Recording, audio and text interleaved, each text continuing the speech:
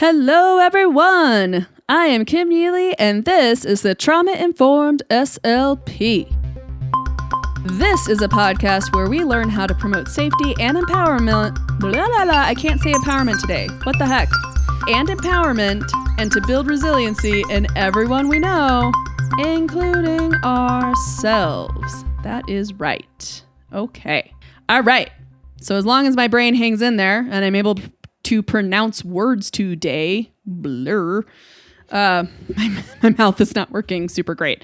The connection from brain to mouth is not totally on point today. So I apologize if I trip over my words a little bit. And if I trip over them to such an extent that I can't fix it in editing, I definitely apologize for that.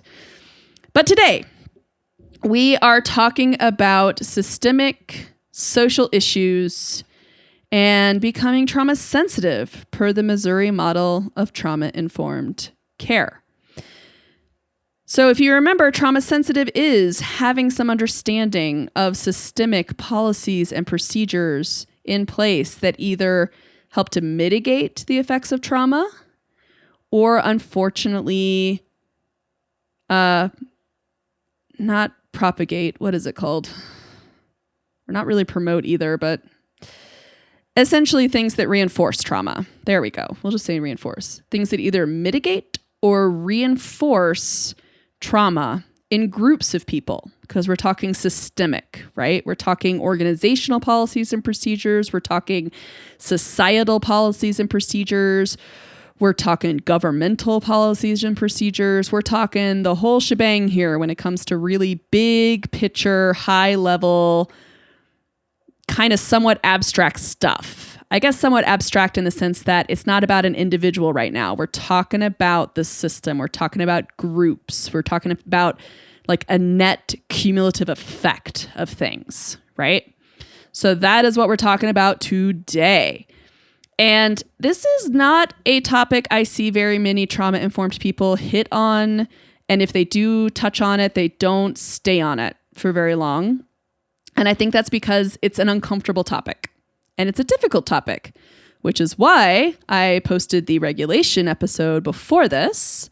So if you feel that you are starting to feel too tense, too stressed, too angry, too sad, whatever it is, if you're starting to become overwhelmed with some kind of discomfort from these topics, please do check out that episode and check out some strategies to help you cope with that, because it's not trauma informed if you're not treating yourself well, if you're just trying to push through stress and discomfort. That's not very trauma informed right now for you, okay? So I want you to be trauma informed for yourself. If you feel yourself being triggered, if you feel yourself getting angry, whatever it is, I want you to pause this episode and I want you to go and figure out what you can do for yourself to help your body calm and to help process that emotion, okay? So the reason I do want to hit on this topic is because this is, I think, the really big piece that's missing a lot of the time when it comes to really considering ourselves trauma-informed, and also the big piece that we're missing in terms of how do we take in and integrate and apply cultural competency and cultural humility and intersectionality and all these things and like pronouns and genders and queer and whatever into our professional practice, right? There can be so much out there and the world is changing so fast, because now one good thing about the internet is everybody has a way to get their voice heard. So you have autistics out there advocating for what worked for them and what didn't work for them, right? You have adult autistics looking at young autistics and saying, please don't do this to them. That is traumatizing. It was traumatizing for us. I don't want to see it happen to them, right? This is not something that the world had back, in the early 20th century in the time of like lobotomies, right? It took decades and decades and decades for those kind of institutions and those kind of treatments to work their way out, right?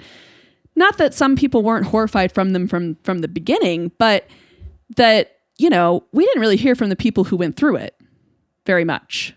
Not unless somebody really sought out their voice, right?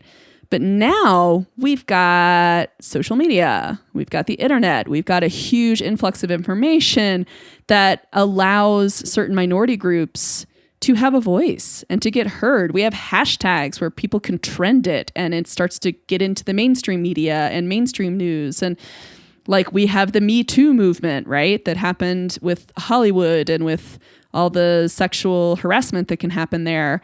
And not a surprise to anyone in performance that like, not a surprise at all that that stuff happened at all. But what was surprising to me was the how big the message became and the fact that everybody started knowing about it and started hearing about it. And yes, people developed opinions about it and there were strong opinions against and strong opinions for, and people had all these different experiences and cancellation issues and I know we got all that stuff, but it was really kind of gratifying to me with the fact that, you know, people had tried to talk up against this kind of behavior for decades. Women and men who went through it had been trying to speak up, but nobody was paying attention until it became a huge hashtag movement. And then it became this flood of so many people talking about it and saying, me too, me too, me too. I have this experience too. And that, I think, is why the message got out there, because we actually have some way to hear about this stuff, right? And it can be overwhelming. It can be a huge flood of new information, and it gives you these new insights into this dark underbelly of the world we live in, right? Like suddenly you feel like your life has become a Martin Scorsese movie because you weren't aware of those things happening, you know? Like maybe you weren't in a position where Me Too would ever happen to you. Maybe you're a cis male and you just have never had that occur. And so you were blind to it and you knew about it, you knew it existed, but you didn't know the scale. You didn't know the magnitude of the problem, right?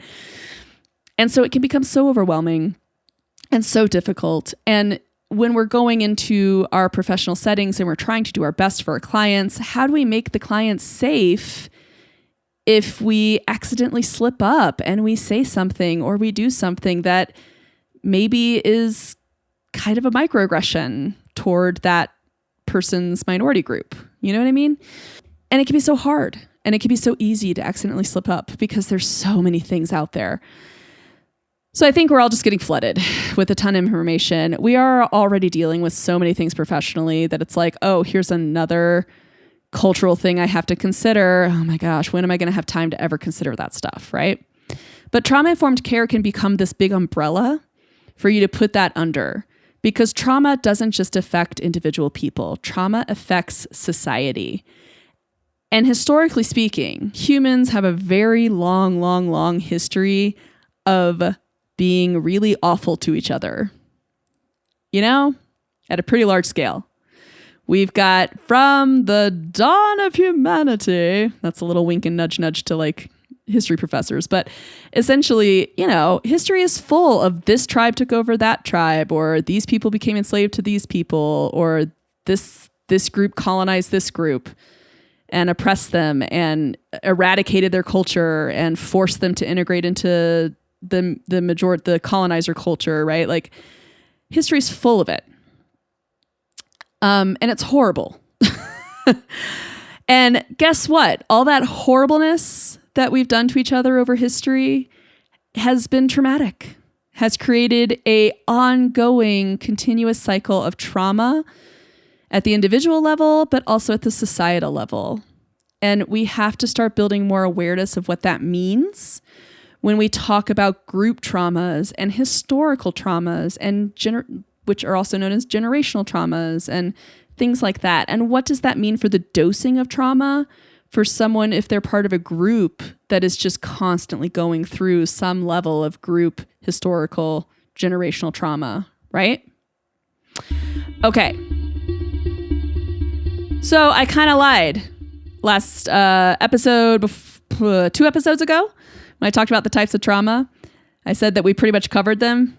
I was wrong. We do need to cover a couple more types of trauma, which are super critical when it comes to becoming trauma informed. So we've got to talk about historical trauma, and we got to talk about system-oriented traumas. Historical trauma, which is known as generational trauma, this is the definition from the tip 57, handy dandy tip 57.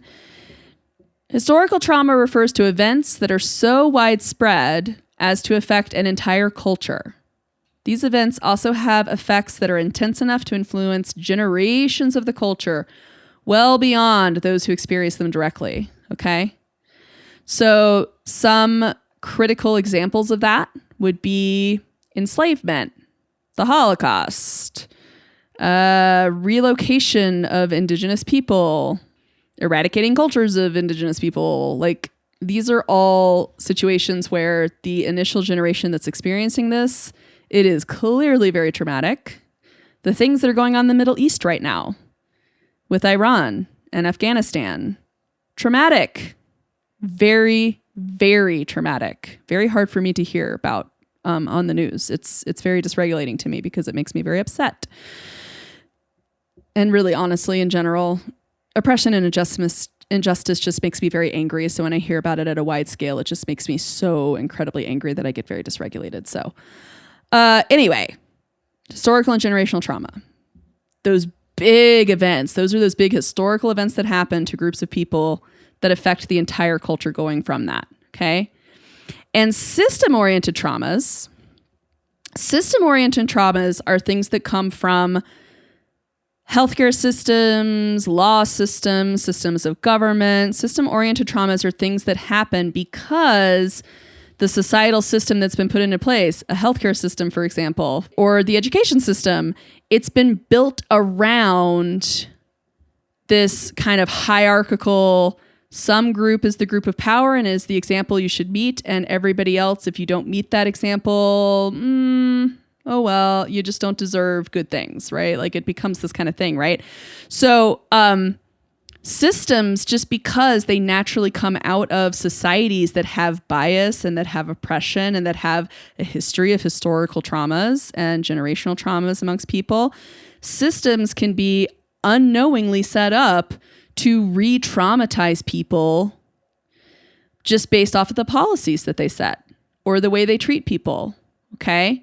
There can be some kind of inequity, some kind of inequality in how they treat certain groups of people based off of their policies, okay? And that's what we mean by like cultural humility and like cultural, this is sort of going into that cultural competency world, cultural humility, all of that stuff where it's like sometimes the policy you set or sometimes the thing you say comes off in a completely different way if someone's from a different culture, right? And we know that. And we know that about like bilinguals and the importance of understanding like home language and this kind of stuff. This is where that starts to overlap with trauma-informed care, okay? Because re-traumatization can happen due to just the way an educational or health system is set up and the policies and procedures people adhere to, right?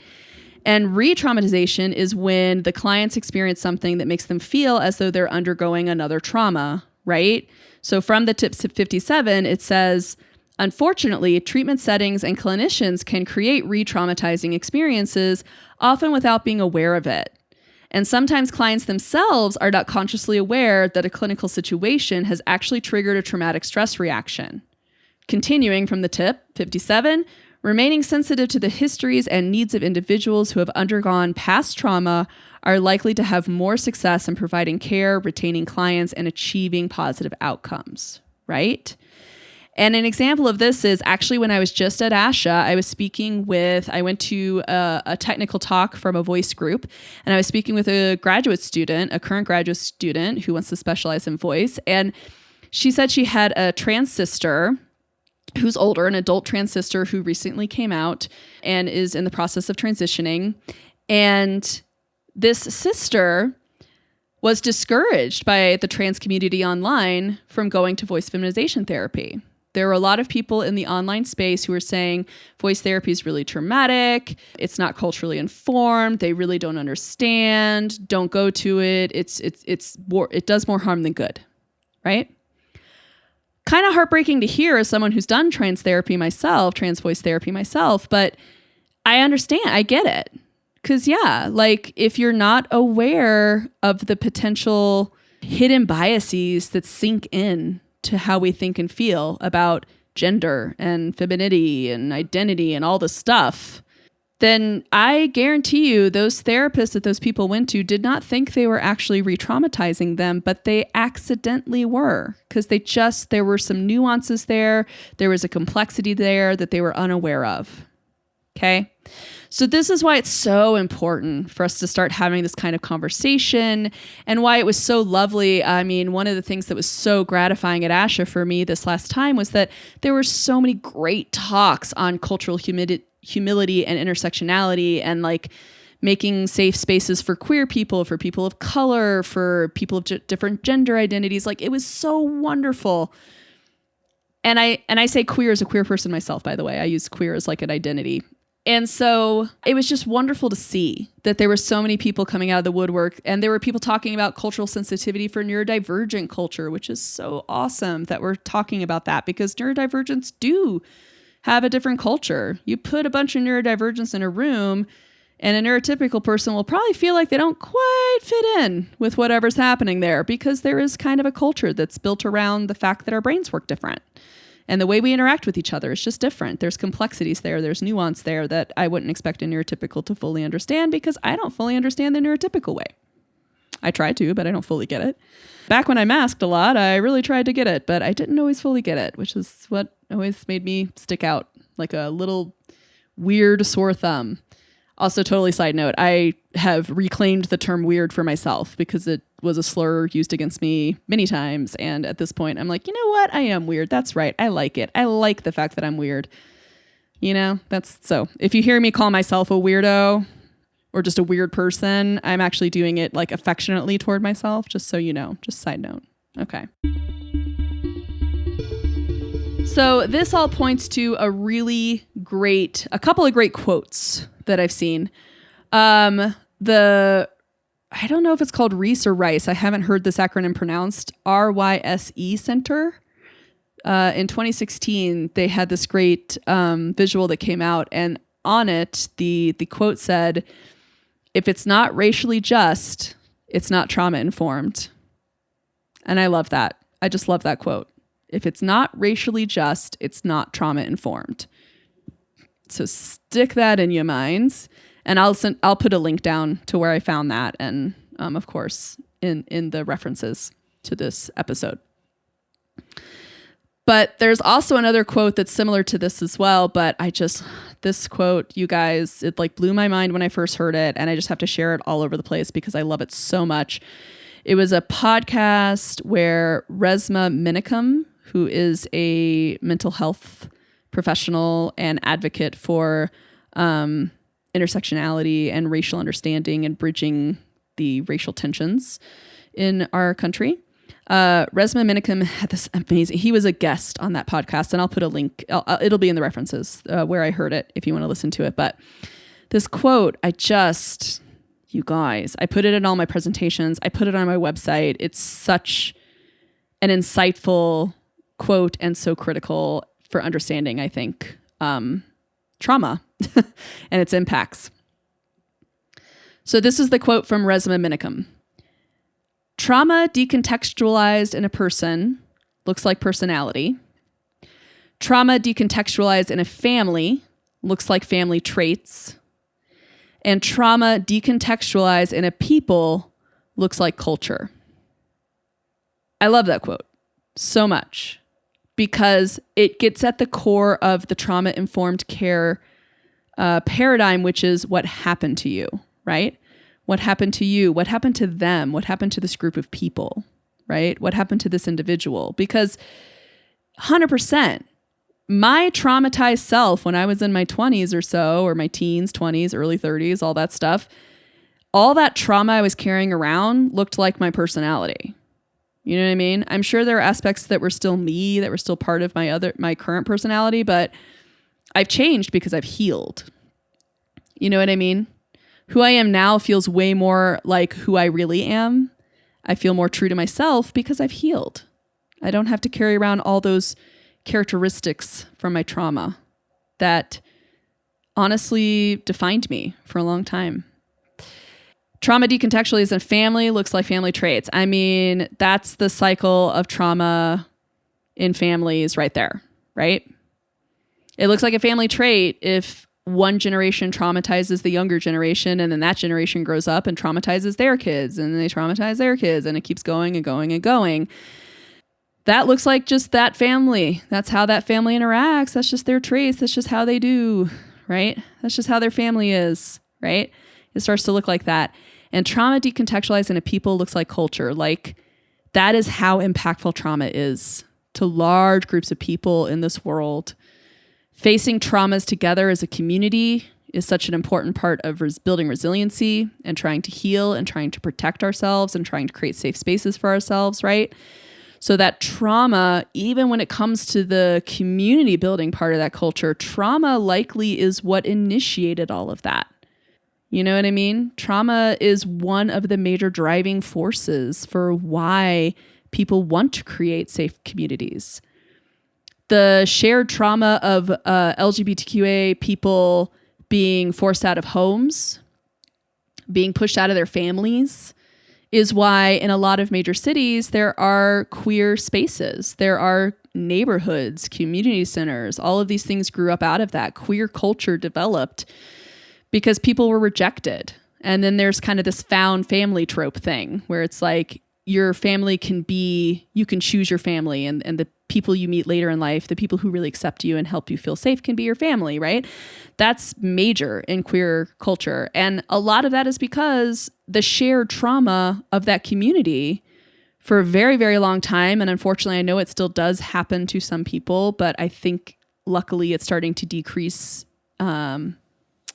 It's becoming less frequent, less common, fortunately. But the amount of people in the past who got rejected and forced out of families and forced out of towns, forced out of entire cities, forced out of living in that area at all was huge and monumental, right? So a culture was developed around that. That trauma drove the idea of becoming, like, the queer people becoming their own community and creating their own safe space, right?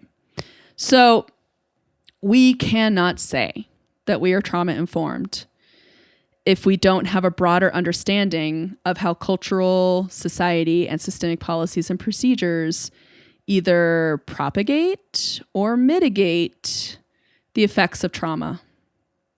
Okay? That's what I love about those quotes. That's the big picture there. All right?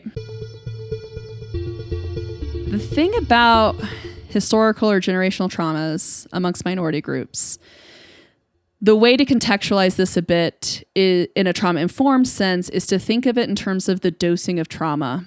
You know, it's that characteristics of trauma. You think about kind of the order of magnitude of the trauma, right? You know, order of magnitude, how like 100 is one order of magnitude smaller than 1,000, right? You just take off a zero, right?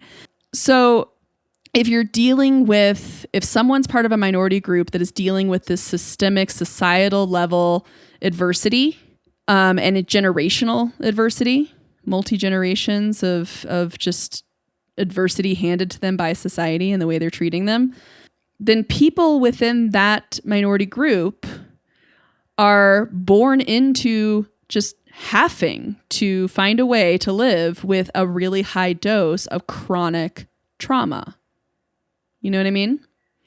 They're going to be highly aware of the messaging in society that says they're not good enough, or they're less than, or there's something they should be ashamed of, or they should feel guilty for who they are, or whatever it is, whatever the messaging is, that they're not worthy, right? They're just born into receiving those messages all the time. And that is a form of sustained chronic trauma. That is a form of just being saturated with the message that something is inherently wrong with you and your people, such that you should feel ashamed for it, or such that you shouldn't have the same rights as other people because something is so fundamentally wrong. That is chronic trauma. That is just constantly sitting in a pool of trauma, right? Just saturating. Okay. So in relation to that, when we think about that, when you think about generational and historical traumas for certain minority populations and the ongoing systemic and societal traumas, like there are people with disabilities, for example, go through, like we're talking any minority group, any group that doesn't hold the majority power of the particular situation you're talking about, right? So when you're talking racial, you're talking white people have the position of power in the United States. They have the position of privilege. And we got to talk about privilege. We have to talk about that P word. I'm sorry. We got to say it. We got to talk about privilege. Oh boy. So here we go. Let's just get into that. We talked about the adverse childhood experience study 2 episodes ago, the ACE study with the CDC Kaiser study there. And, that study found there was a graded dose-response relationship between ACEs and negative health and well-being outcomes, right? So the higher the number of ACEs, the risk for negative outcomes increases, right? And in 2017, Ellis and Dietz, I'm pretty sure it's Dietz, came up with a new image where they talked about adverse community environments as a different type of ACE and added it to the adverse childhood experiences. And this image is often seen as a tree with, you can see the roots underneath it, you can see the trunk, and then you can see the leaves, right? And the adverse community environments are the roots. Those are the things that essentially you get kind of like born into in the sense of generational traumas, community traumas, like things like discrimination, community disruption, poverty, like chronic poverty, poor housing quality, violence in the community, whatever it is, that's an adverse community environment, right? And it tends to affect minority groups that have gone through some level of oppression and generational traumas and displacement or perhaps suppression of culture or something like that, right? That's an adverse community environment.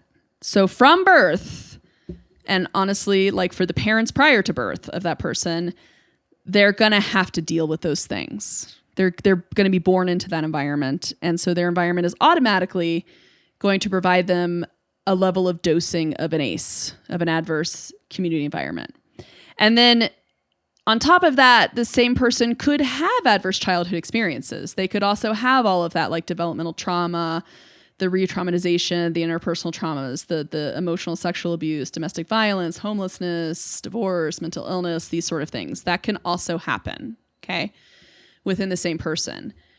So when we think about this pair of ACEs, right, when we think about adverse community environments and adverse childhood experiences, then we can start to understand privilege and what we mean by the word privilege, which is a very triggering word, I know.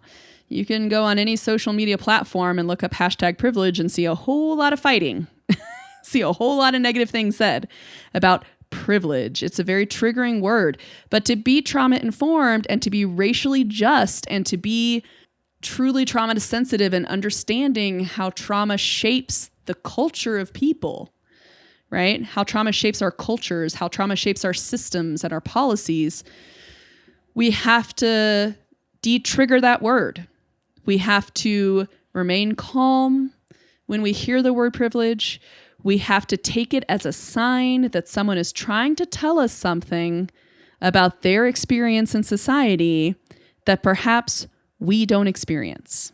So it's actually time to listen. When someone says privilege, it's time to listen and think about it and stay in a parasympathetic dominant state so that we can think, so we can listen, we can learn, we can take abstraction, we can analyze and problem solve, because you can't do that when you're triggered and in survival mode. You just can't do all that problem solving, not to that level, not to that higher perspective taking kind of level, right?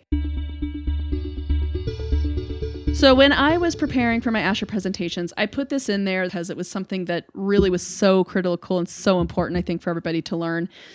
But I spent a really long time coming up with some kind of analogy to explain privilege to people in a way that hopefully helps it become more clear and less of a trigger.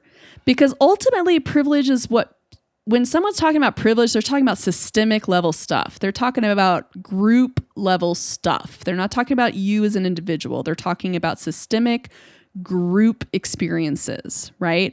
We've moved up an order of magnitude in terms of the size of what we're talking about, the scope of it, right? It's a much larger scope than a single person when we're talking about privilege, okay? So here's the analogy I came up with to understand privilege at an individual level, okay?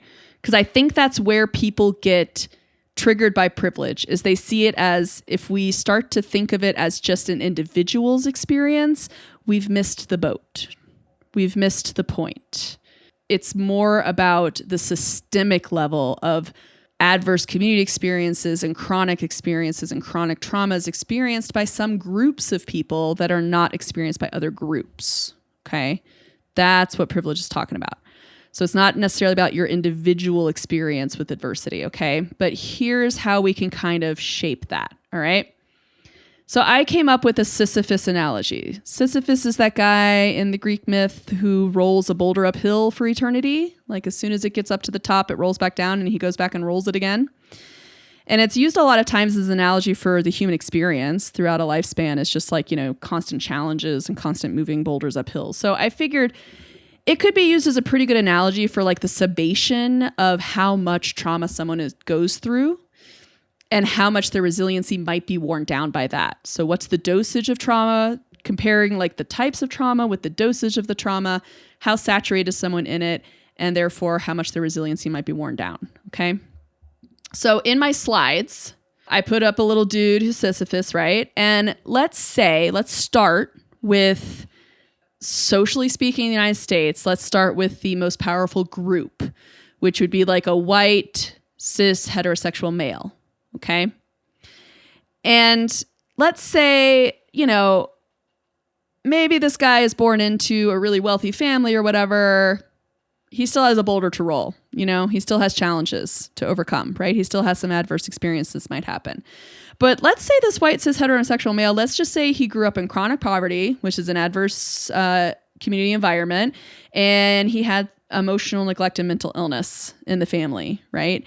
And so those are part of the extra weight he carries up that hill, right? So that white cis heterosexual male who's carrying the chronic poverty and the emotional neglect and the mental illness up that hill has more weight, has a bigger boulder to carry or to roll than the white cis heterosexual male who maybe was born into a loving family with plenty of financial support and didn't have that adversity when they were younger. You know what I mean?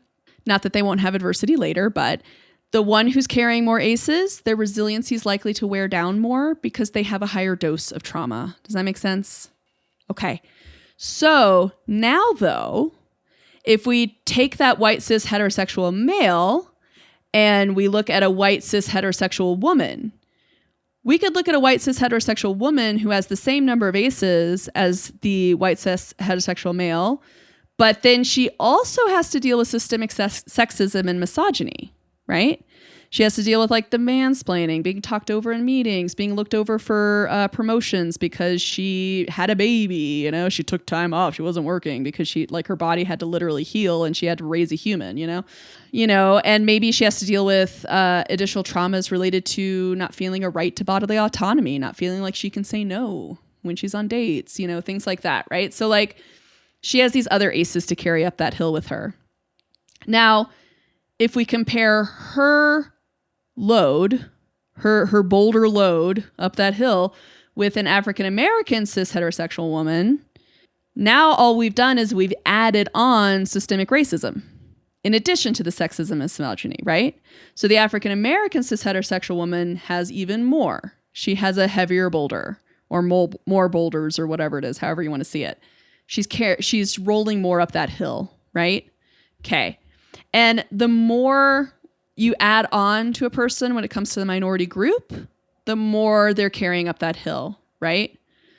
So you could have a white cis gay male, with like 5+ ACEs.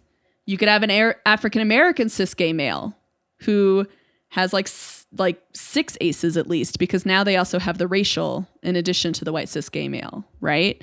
And it can go on and on and on. You can add in trans people, you can add in disabled people, right? And the boulders get heavier and heavier. They're carrying more and more up there. They are saturating in more and more societal level oppression and discrimination. That means they are just experiencing more and more chronic trauma. You know what I mean?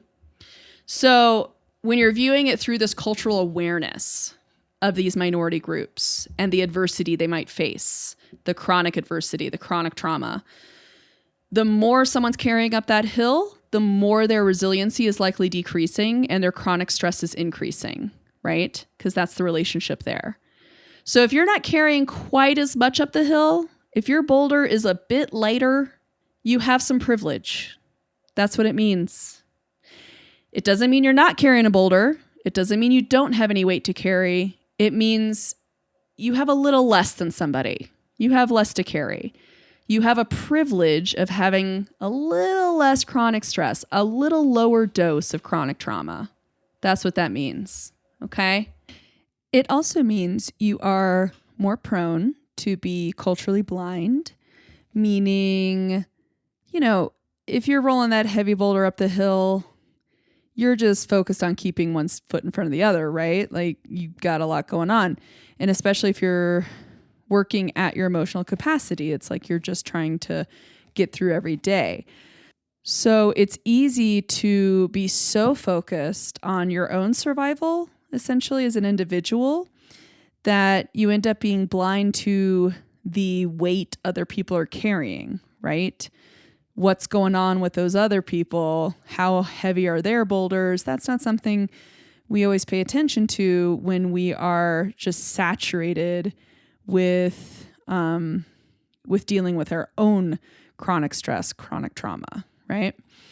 Another thing I do want to mention, which I didn't mention before, is when it comes to this chronic trauma of being in an oppressed group of people, is that, especially if it's very visible, meaning it's seen in the color of your skin, for example, this is a lifelong thing. The system doesn't change that quickly. The system doesn't change within a single person's lifetime. So it is a lifelong chronic trauma that they just have to learn to cope with all the time, right? Because it comes from that systemic societal level in terms of how we make policies, procedures, laws that are passed, or maybe laws that are overturned due to a change in power dynamics at the national political level, daily microaggressions, right? This implicit bias, all these implicit discriminations that people face that are technically illegal, but also very hard to prove if they're happening, right? So, this is why the resiliency starts to wear down. This is where you get into that sticky area of they're never going to have that weight lifted, unless there are actually broad sweeping societal systemic changes that actually does improve and lift the weight, right? So being privileged isn't really a bad thing. It doesn't mean you haven't faced adversity. That's not at all what someone is saying when they're saying you have privilege. You might have trauma responses. You might be dealing with PTSD and have a very dysregulated nervous system from your own trauma. But what they're saying, if they're saying you're privileged, is they're saying you had a slightly lower dose, right? So trauma is not about like who had more. It's not a competition. For sure not. But there is a correlation between the dosing of trauma and the wearing down of resiliency in a single individual, in a group of people, and cultures and communities, right? So having privilege in a trauma-informed paradigm, if you are someone of a privileged group compared to someone you're working with or a colleague, if you're trauma-informed with this privilege, what it means is, okay, if I can stay regulated, I can start to understand what happened to this group of people so I can take their perspective, right? I can validate their experience. I can amplify their voices by advocating for change using their voice, using their experiences as examples, quotes, and things like that. And I can help to empower people without the privilege that I have. I can help empower them to advocate for the rights or for access to the privilege that I have. You know what I mean? And ideally, what I did on the slide anyway is it's like sort of a cheeky, slightly tongue-in-cheek kind of thing, but I'm also in Colorado, so it did sort of relevant. But the idea is if we're trauma-informed at the systemic level, then what we can do is promote healing at a broader societal level, right? Which means we're going to just stick like some climbing harnesses on everybody and rope everybody up together so everybody can carry a much more equal weight up the hill. like Newtonian physics wise, maybe this analogy breaks down here, but you know what? We're just going to pretend that doesn't happen. And so the person who's at the top of the hill, like the white cis heterosexual male at the top of that hill with like, he's still pushing a boulder, right? He might feel like it's pretty unfair that suddenly has to pull a little bit more weight, right? But he's being asked to do it because the people with the heavier load further down the hill are struggling so much. They don't even think they can get to the top, right? So they're crying out for help, like, please help. I'm too exhausted. I'm about to pass out. Like, please help me up this hill, And so what we're asking for is like a little bit of like a rescue to just help us get up there. If you still have some energy left, could you just help us a little bit, right? That's what it's saying. And when you're already dysregulated and you're already dealing with your own personal things, this is what I didn't understand when I was younger, right?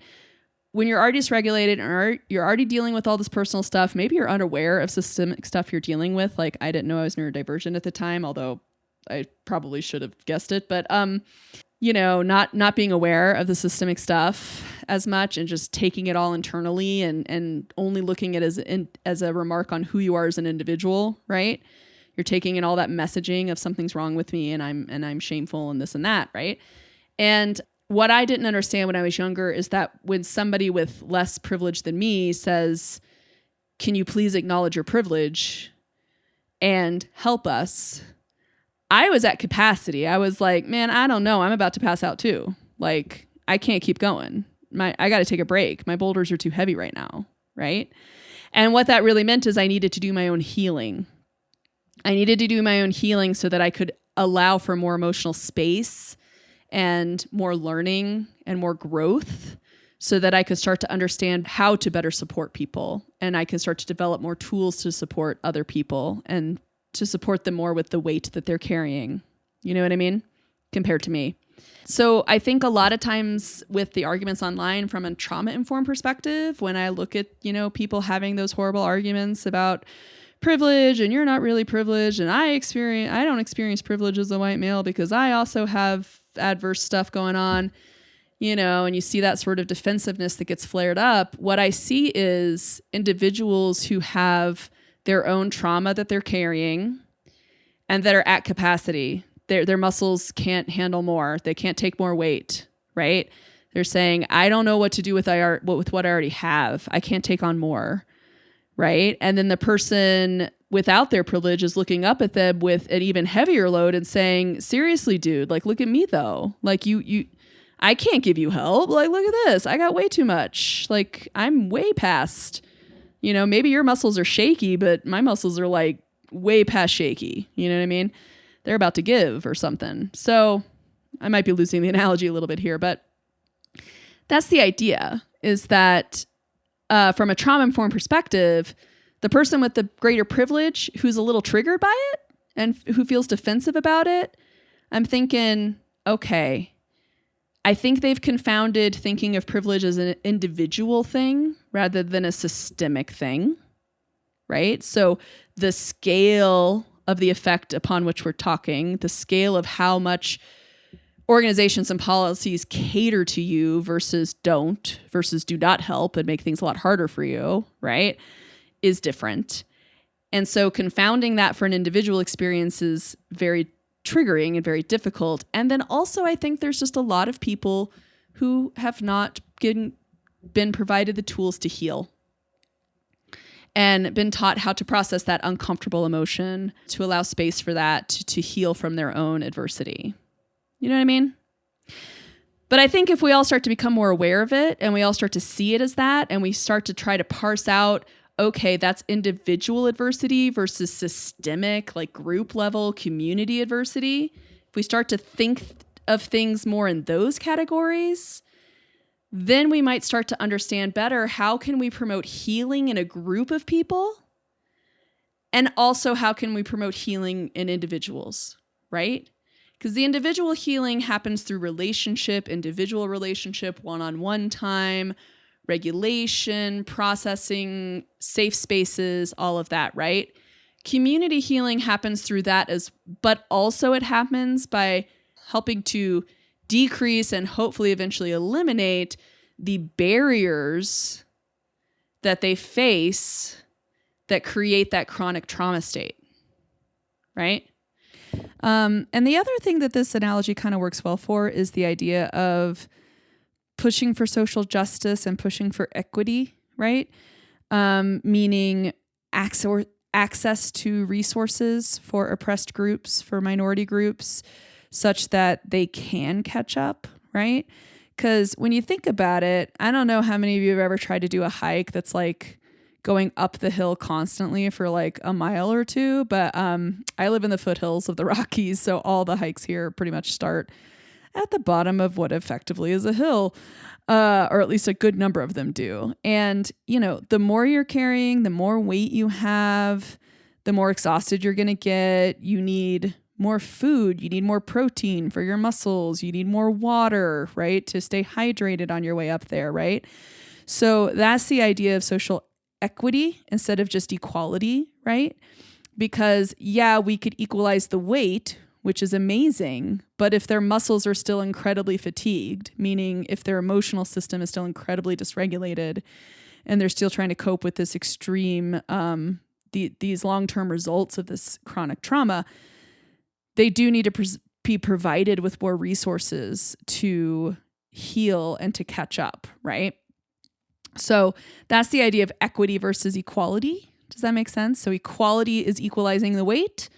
Equity would be you, like maybe after you equalize the weight, you also offer more water, more snacks, your power bar, you know, you offer more things to help those people get up, right? And I'm using this analogy because, you know, when you apply it to like outdoorsy hiking stuff, like this stuff happens a lot on trails. People tend to get like, you know, somebody runs into someone who looks like they're struggling a little bit because maybe they didn't bring enough of something, right? And oftentimes people stop and ask, like, you need some extra? I have extras. Here you go, right? Like people help each other out. And so it would just be really lovely if we could broaden that to life at the systemic level. It would just be lovely if we could start thinking more in those terms of, I have a lot. What can I offer other people to help? Or what groups, what organizations are actually doing the work to really make those systemic changes, and can I donate to them or something, right?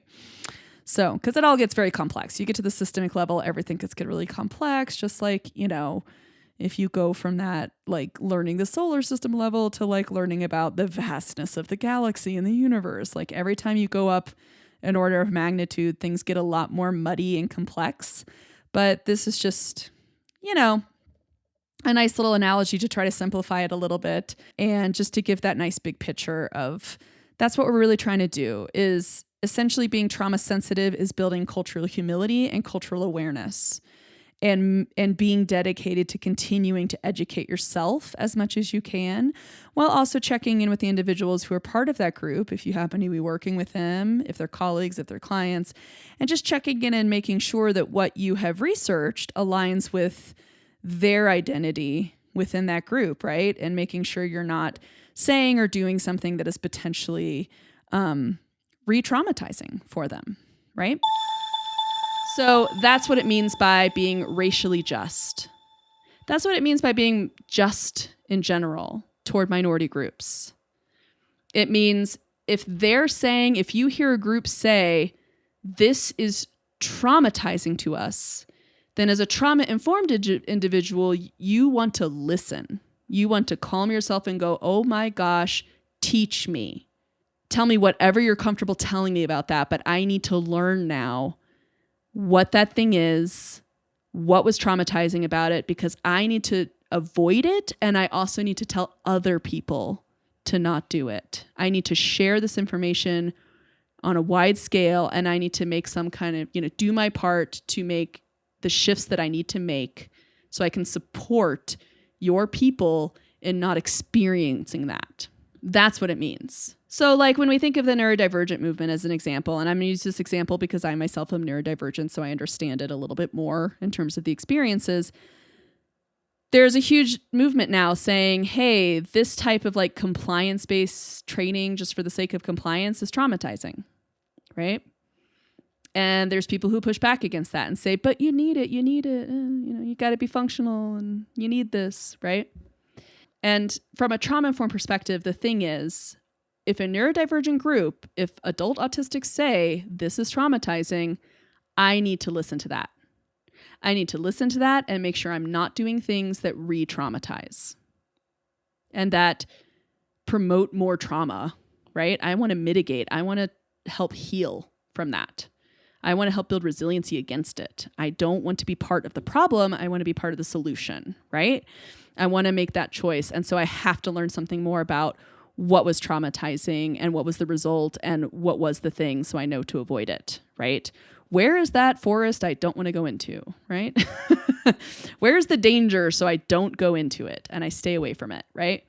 And so I don't know who the next neurodivergent movement is going to be in our field. I don't know if 10 years from now, kids who went through like our therapy is going to come out and say, well, that was pretty traumatizing for us. I don't know. There are people who stutter, who say it's traumatizing if you're only focusing on fluency, which I totally get, right? You're setting them up to fail. You're encouraging, you're only really praising them when they're doing the thing that is desirable, but not something they can do all the time, right? So that's just setting them up to fail and feel shame. 100%. That sounds traumatizing. That sounds like that's the whole point with neurodivergent masking too, right? It's traumatizing because it's saying like, you are wrong and you need to behave as a completely different person and ideally become a completely different person so that you can be accepted. Because other than that, you don't deserve acceptance. If you can't do that, you don't deserve to be accepted. And it's like, wow, that does not feel good, right? That's the overarching message you receive. And I'm speaking for myself as well, in addition to clients I've worked with. So I don't know. I don't know who the next group would be that would be like, you know what, when therapists say this, it's traumatizing to us. But in a trauma-informed sense, whoever that group is, whatever that future is, right? I want to go, oh, here's a potential systemic level, a system-oriented trauma, likely based in societal normalization of what is expected and what is not acceptable, right? It's likely based at that more societal level where biases can just sink in and you just are completely unaware of them. So if it's a group I'm not part of, I'm thinking, okay, I need to listen to this group now. They're saying something was traumatizing. I need to listen to them. I need to follow along and I need to consider what am I going to do differently and what is the message I'm going to send out that's different. Because I can guarantee you at some point, there's going to be a new neurodiversity movement in our field. There's going to be another group of clients and patients who come out and say, these things in therapy are traumatizing, and we need to listen, and we need to be able to adjust and be flexible, because that's what it actually means to be trauma-informed, and that's what it actually means to be safe in a treatment setting. And so we have to start to be able to look at things as, oh, that's a bigger societal issue and I've internalized the wrong message from society and I need to change that message inside myself. I need to change my perspective of that situation inside myself so that I can now be part of the healing cycle. You know what I mean? That I can shift over to more of a healing paradigm and think of other ways I can support that are not re-traumatizing. Okay? That's the big picture today. That's the big takeaway. I went on a few soapboxes, but that's how it works. Oh, crap. I didn't even get to the historical trauma stuff. Okay. I have more things to talk about when it comes to historical trauma. I have more things to share, but I think we're just going to save that for next time. So I hope you guys have a great couple of weeks. Please join me again next time. We're going to go into the stages of historical trauma, structural racism, white cultural characteristics. And then I want to tie this into something called dehumanization and just the signs of what that is. And that's going to lead into more episodes on dehumanization in terms of microaggressions, and then also dehumanization in terms of medical dehumanization, because that is a really big area that I think we need to start talking about. It's basically, where does objectivity and science break down? That's what we're going to get to with dehumanization in medicine, okay? There's a lot of research I did on that I did not have time for at ASHA, so this will include some new things. So that's what's coming up. We're just going to keep going with describing a little bit more into detail what historical and generational trauma is, and particularly with racial differences and the characteristics of white culture that have been sort of forced upon minority groups, okay? So that's what's coming up next. I hope you guys all have a great couple of weeks, and please do join me again as we all learn what it means to be trauma-informed SLPs.